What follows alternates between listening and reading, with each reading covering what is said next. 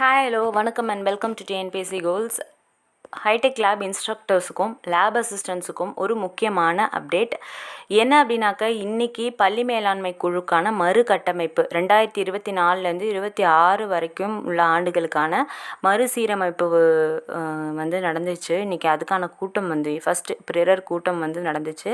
So இந்த கூட்டத்தில் பார்த்தோம் அப்படின்னாக்கா எல்லா ஸ்கூல்ஸ்லேயும் நடந்துச்சு. கவர்மெண்ட்டோட ஸ்கூல்ஸ் எல்லாத்துலேயுமே நடந்துச்சு. பார்த்தோம் அப்படின்னாக்கா இதில் primary schools, middle schools, higher secondary schools, high schools 4 set of ஸ்கூல்ஸ்லேயும் நடந்துச்சு.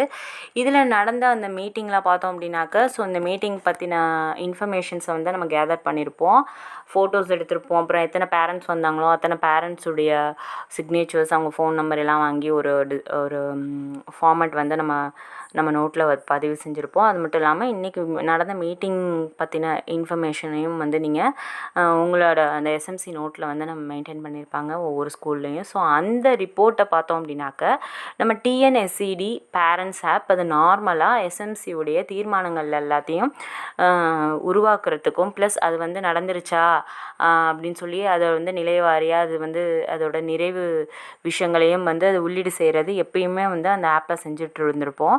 ஸோ இந்த ஃபர்ஸ்ட் மீட்டிங்க்கான இன்ஃபர்மேஷனையும் நமக்கு அந்த ஆப்பில் கொடுக்க சொல்லியிருந்தாங்க.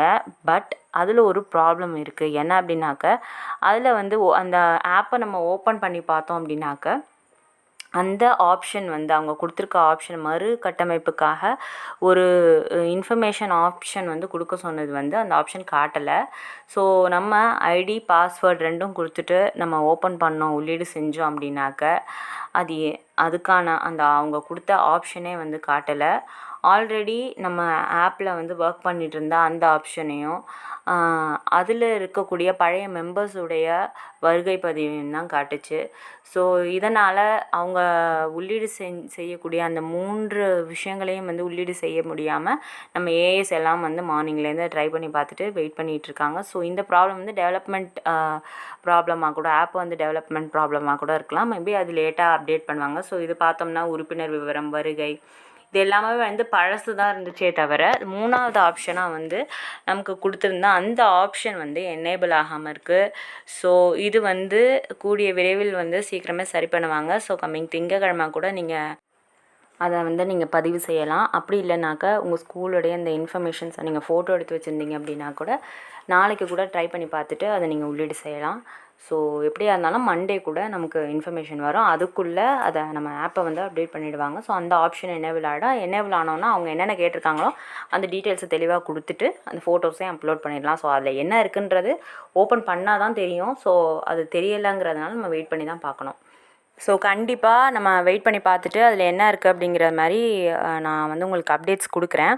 பட் இருந்தாலும் உங்களுக்கும் இந்த மாதிரி ப்ராப்ளம் இருக்குது அப்படின்னா அதையும் நம்ம கமெண்ட் செக்ஷனில் பதிவு பண்ணுங்கள். அது மட்டும் இல்லாமல் இல்லை எனக்கு சக்ஸஸ்ஃபுல் ஆகிடுச்சு அப்படின்னு சொல்லி நீங்கள் நினச்சிங்க அப்படின்னா அதையும் நம்ம கமெண்ட் செக்ஷனில் போடுங்க. ஸோ எதாக இருந்தாலும் நம்ம சேனலில் நான் அப்டேட் பண்ணுறேன். நீங்களும் உங்களுக்கும் அந்த ப்ராப்ளம் இருக்கா அப்படிங்கிறது எந்த டிஸ்ட்ரிக்டில் சொல்கிறீங்க அப்படிங்கிறதையும் பார்க்கலாம். ஸோ இந்த வீடியோஸை முடிஞ்ச வரைக்கும் நீங்கள் கமெண்ட் செக்ஷனில் சொன்னீங்க அப்படின்னாக்கா உங்களோட வியூஸை மற்ற ஏஐஎஸ்க்கும் லேப் அசிஸ்டன்ஸ்க்கும் ஈஸியாக இருக்கும். ஸோ அப்டேட்ஸை அடுத்தடுத்து நான் உங்களுக்கு சொல்கிறேன். தேங்க்ஸ் ஃபார் வாட்சிங். சப்ஸ்கிரைப் பண்ணிக்கோங்க.